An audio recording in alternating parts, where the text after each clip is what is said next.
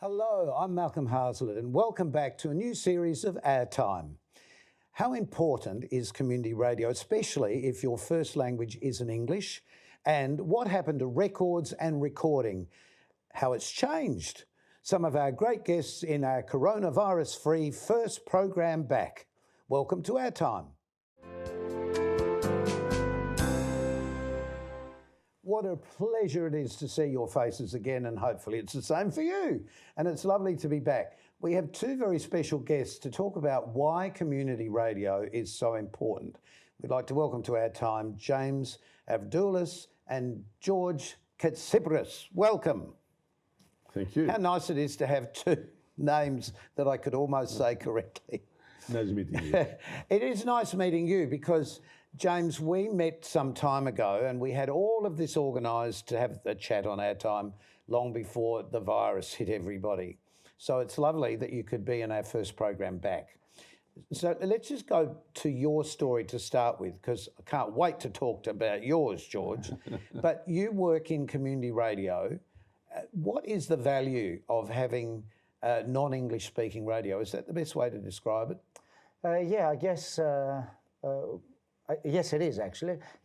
We've been around since 1992 and we saw a need for community radio. There was a survey done back in 1992 and we realised there was 65% of Greek Australians in Adelaide that couldn't communicate properly in English, couldn't read, write, so there were more verbal.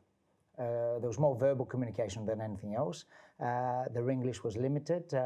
So that's when I guess the original owners of the radio station saw a need for... well, of course, there is a need to be able to communicate so you can understand, particularly at a time like this with the coronavirus issues that everyone's been having and maybe people not understanding what's going on. Correct, yeah. And the panic. And I mean, if you don't get the correct story, then you don't know what to do. That's correct. Exactly. Yeah, that's correct. So we play an important role, I guess, for those people. I think community, both television and radio, plays an enormously important role because we are local, and TV and radio these days comes from somewhere else, but not necessarily from here. And the same in Melbourne as well. So you were born here, but then went back to Greece, is that right? Correct, yeah. I was born in Adelaide, and straight after, I was the last child of five. And they moved back, and unfortunately you found where they went. Yes. So yeah, they, being the last sibling, my father decided to go back to Greece, and so my upbringing was in Greece, and I was very thankful for that because, you know... best of both worlds. Correct, and very lucky to be born in Australia as well. And came back 13 years later, did my high school years in WA and South Australia. Okay, did you learn English while you were in Greece? See, this is an interesting story because I did learn English while I was in Greece, but and this is the problem that we face in Australia as well with Greek speaking, with people that are learning Greek. Yes. Is that speaking is the challenge. I mean, my understanding, my writing, my reading, my comprehension was fantastic when I came to Australia, but I never practiced speaking. Speaking, yes. So it didn't take long, obviously, because if you do know the language, then... Well, if you're only hearing one language also, I guess. Yeah. So that didn't take long for me to be able to, you know, communicate, I guess, because I knew the language, but it did take a matter of 3 months before I could fluently, you know, communicate. Right. So, George, let me just ask you, you came first of all for the Adelaide Festival. The second Festival of Arts. This very second one. The second one, yes, in 1966. And actually we came for whole Australia. We went to all the cities. You did in Australia. a tour. Yeah. Yeah. We went to New Zealand and then back to Sydney. We continue appearing there. And then I had to, I mean, we stayed here about 2.5 months. And I had to go back to Greece. But you're not from Greece originally? No, I've been born in Egypt by Greek parents, yes, of course. In the Suez? In Suez? Suez, Yep. Suez, yes. Not in the canal? Not in the canal. Not in the no, canal. No. But you just made a really interesting point that Adelaide was so much like where you came from, which sometimes we don't grasp that the other side of the world can be just like here. Adelaide, as soon as I came down off the aeroplane, I thought that I was in Suez. You hadn't flown anywhere for the last 12 hours. I mean, those days, still Adelaide is nice, but those days was lovely city. Yes. I'm talking about 96, 7. Because it was smaller. Yes. No, Clean. That Yes. was the most important thing. But you're an actor. That's fundamentally what you are. Yes. And we should just explain, you get up at 5 o'clock, 3 days a week. Three days a week. To do breakfast. I've got the program. Yes, I've got the program between 9 and 12:30 every Monday, Wednesday, and Friday. I would get up at 8:45. Go in your jammies. The reason I'm going so early there is because I like to prepare everything of my program. And Saturday I've got afternoon. Right. That's a bit between 4 and 6. more reasonable. Yeah. And what do you actually talk about at that time of the day? In the mornings we talk mainly about news, the latest news, especially From Greece or just generally? Everywhere. Everywhere. Australia, Greece, and all around the world. Especially today with San Sofia, Yes, I heard. the cathedral that Erdogan took, make it as a Mosque. Muslim. Yes, Mosque, it's difficult to understand. Mosque, yeah. It's difficult to understand these changes in the history of places like that, isn't it? Yeah. Because it's had such a checkered history up until this point. Actually, UNESCO pointed out in 1934 to leave San Sofia as, the cathedral, as a museum. And Erdogan said, no, I'm going to do it the mosque. See, the thing is, if you come from another country to this country, you enrich the society in this country with the knowledge of what's happening in the rest of the world. How do you feel? Because you're not a full-time radio presenter. You present an afternoon show? No, I actually, the radio station is privately owned, so I own the radio station. Oh, you own the practice? Yes. Well. But we do run it like a community radio station. Right. It's a non-profit radio station. Yeah. We do rely a lot on our sponsors as well. Well, hence being community radio, that's what it actually means. Yeah. And so I do, and I don't get an opportunity to do a program. I used to do programs. I used to do the morning show when I was 19. Oh, really? Back in 92 to 93. How brilliant. So I was doing the morning shows every day for quite a few years. And I used to do a rock show as well, Greek rock show with another announcer. We have a lot of shows at the radio station. So I pretty much oversee everything, Make it work. I do the production, I do the marketing, I do the cleaning, I do everything. One man. These days, that's what I own it means. That's right. You But even I'm clean the very toilets. blessed because I have people like Georg, I have 20 volunteers, we can't name them all. We'll be here forever, and I'm very grateful to them. So what's the call sign for the station? So where do we find it? How do we listen? Well, the best way to, I think, listen to our radio station at the moment is through the internet as well, because we're on internet radio as well. The Greek community, we're a high-frequency radio, so you require a scanner, and the majority of the Greek community has that scanner that listens to us. A lot of the younger generation rely on Facebook now as well, and obviously we've got our own app, Greek Radio Doriforos app. So does that mean if we just download the app, we can just go bang straight in? That's right, that's right. And when we actually created the app 3 years ago, when I took over as the sole owner of the radio station, I thought, what a great opportunity, because the whole world will listen to us. There's a lot of Greek people from Adelaide that live abroad, and they have a connection with our radio station. Absolutely, yes. And George, you were saying that before. There are people listening all over the world, literally. Yes. I mean, we do have listeners from through the internet, of course. They are calling us. Do you think for older Greeks who don't really speak a great deal of English, Are they connecting through these resources as much as they would have before if it was just, turn the knob on your radio? Actually, more and more. One of our very loyal listeners, actually for the first time, and she would be in her 80s, I would say, got onto Facebook. And she's liking all my posts now, and because she absolutely loves our radio station. And we have a lot of loyalty there. Like I said, we've been around since 1992.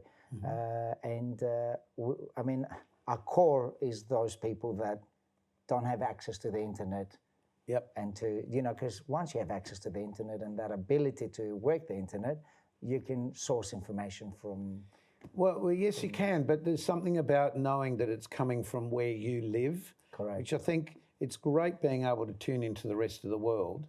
And at our age, we've seen so many different things happen in the world and different, when we first tuned into radios, we could buy radios and then we could buy a TV set. We could see what was happening in the rest of the world. Yes.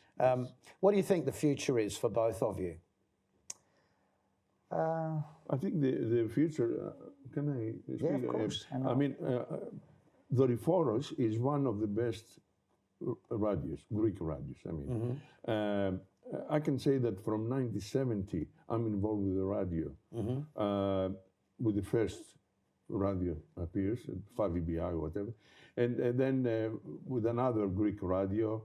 And the last 5 years, 6 years, I heard about Doriforos, and I applied to have 1 hour program. Actually, every Saturday. It's grown somewhat since then. And I saw, what Dimitri is doing, James. Yeah. James is doing a very, very, very good job there. And I believe that Doriforos, because it's rising, Doriforos continuously rising up. Because James is there's another he's got side. Ideas. He's got very good ideas. No, and I'm there. and I'm that's what wake you up need. in the mornings, at 5 o'clock in the morning, because I like to help that fellow. I understand. Look, we've run out of time, but we'll just put the information here on the screen so that people know how to find you. Thank you. And we'll put that up on our Facebook site as well, so that people know exactly how to tune in. James, thank you so much, and great success with the station in the future. George, it's been an absolute pleasure to meet you. And we'll be back in just a moment to find out what's happening in the world of recording and how that's also changing because of the internet.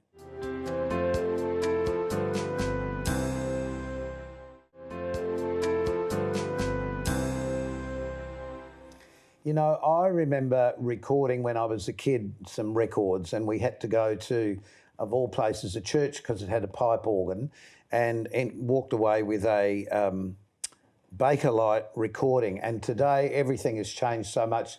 This is DarrenMullan, or D-Man, or a whole lot of other names you're called. Music producer. Producernerd. Producernerd, okay. Yes. With a good haircut. Oh, thank you. Thank you very much. Darren, but recording has changed so dramatically, hasn't it? It has. Well, these days I think everyone thinks they can do it too. It's there's on lots your of phone. apps, and that's right. They say you can make a pop song on your phone. So yeah, but really, if you want to have success, you really need a producer, somebody who knows how to make it. there's still luck involved.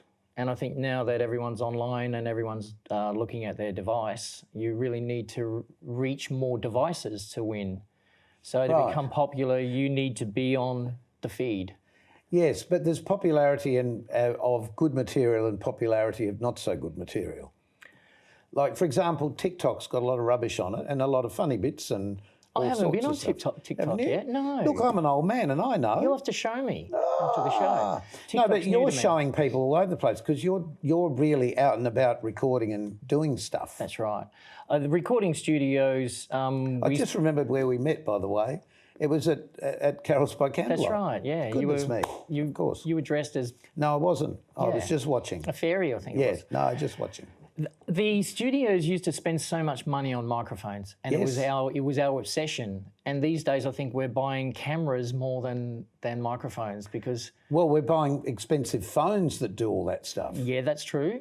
Gimbals. I mean, I'm a part of an internet famous band now called the Hindley Street Country Club. Yes. And the name is tongue-in-cheek because we didn't think many classy things happened in Hindley Street. So it was a great joke at the time. For people in Melbourne, Hindley Street here in Adelaide is sort of known as the Sin Street. That's right. Or used to be. And now we're 25 million views and 130,000 subscribers, and it's going crazy because of COVID-19 and because everyone's locked up at home. And we had 100 videos out because we were putting cover music out every week. And this is my social experiment to try and learn how Facebook or social media could help your band become popular. So I thought, well, what was the easiest way to create a buzz with the right sort of people, the right age group, with people who were willing to spend money on a CD or a ticket, so no young people. So we decided 80s music, yacht rock, West Coast LA sort of stuff. So we got out our old recordings and we found all our old favourite songs and we did them live in the studio. And now, when you say live in the studio, is there an actual physical studio? Yes. That you have? That's right. That you still actually record in? I built a control room under my house, and it was a large control room with a vocal booth, because when it came to drums, I could go to any of the great studios we've got around and record the drums and put it all on a memory stick and take it back to my studio and add it. And I remember making Swanee's album like that, and we were just using studios Bits from everywhere. That's right. Yeah. And these days, now everyone has their own rig. So if also seeing screens covered in faces who are part of a choir, but clearly that's been done. Each one has been recorded separately to a track and then edited together, I assume. That's right. There's no app that will make a remote video work in live. real time. We record live. The band's all in there like the old days. Yes. So, and the drummer can hear the guitarist. Yes. And everyone's recording live. And there's, so that is the old school way. And if one person makes a mistake, then the whole take is ruined. Yes. So the pressure keeps it It's the pressure real. to be real, isn't it? Yeah. That's what it is. Well, a tape machine used to roll, and tape was so expensive, and it only had 15 minutes keep worth your of tape fingers on crossed that you were going to actually make it, yes. We had to pay for the tape. Yes. Only 15 minutes on a tape. Darren, that's interesting, because back in the old days of television, when everything was on videotape, videotape was recorded on, then it went off and did the track around the country, then it came back and was recorded on again, which is why we don't have a great deal of history of television for that reason, and probably exactly the same for audio tape. I think that's why Countdown lost so many episodes as well. They taped over it. The ABC decided well, it that was it wasn't expensive, so once it went to air, it had gone. But we never sort of realised how important this history is for the future. It's also the attitude in the recording. So when you're recording an artist that is on tape and they know the tape costs money and there's only 15 minutes of worth on the tape, and if they record over it, it degrades the quality, then they put more into it and they want to get it in a take. These days, kids know that you can overdub. Yes. And if you get a word wrong, you can just go from another take. It's just laying and below you it can and you switch just the switch pitch it in. and...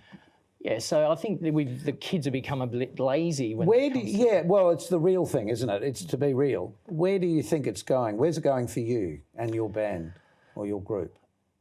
I think everything now, music is content. And if you aren't getting to that mobile phone feed or YouTube, if you aren't in the suggested list, so you need consistent quality stuff.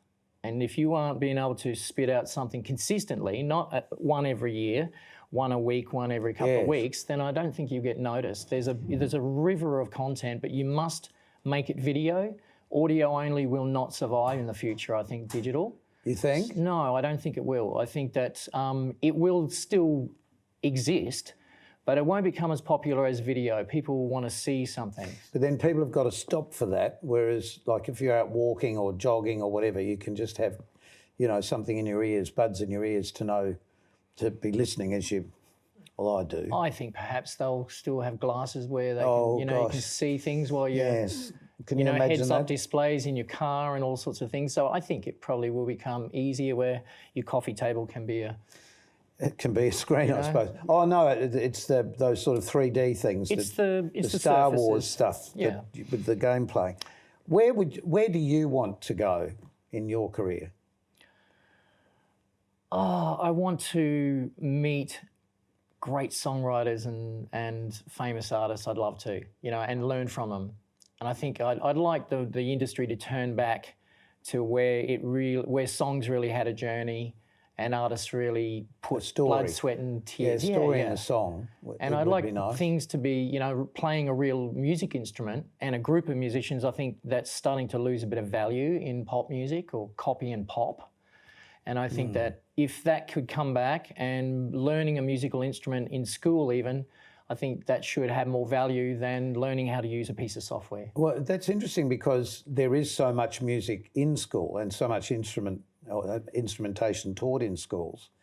You would think that would logically progress to, coming together as a group, as an orchestra, as a band, as a duo, as a trio, whatever. Of course. But still, they're children in 2020. They learn faster when you put an iPad in front of them and they're drawn to the screen. So the apps are really taking their attention and it's so easy just to grab a drum loop and just pop it in rather than record it and mic up the kit.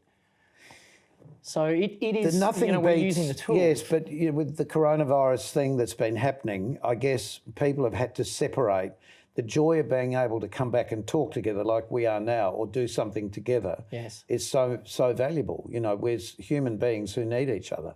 Yes. Look, the band hasn't recorded together in my little studio for quite some time and a few weeks, and we do miss that sort of closeness. But, yeah, I can understand that. So the point is you're putting out music that's basically free, I guess. That's right.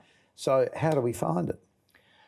On YouTube, the HSCC, the Hindley Street Country Club, and I do have another channel called Producernerd, where I show people how to use software and really how to do it, how to become good content. Well, it's all very interesting for all of us as time goes on, the things that we can learn, particularly from a program like this, because it does give you information about the things that are happening out and about around us in our own hometowns. Darren, thank you so much. Stay with us for a tick, and we'll be back in a moment with more OurTime.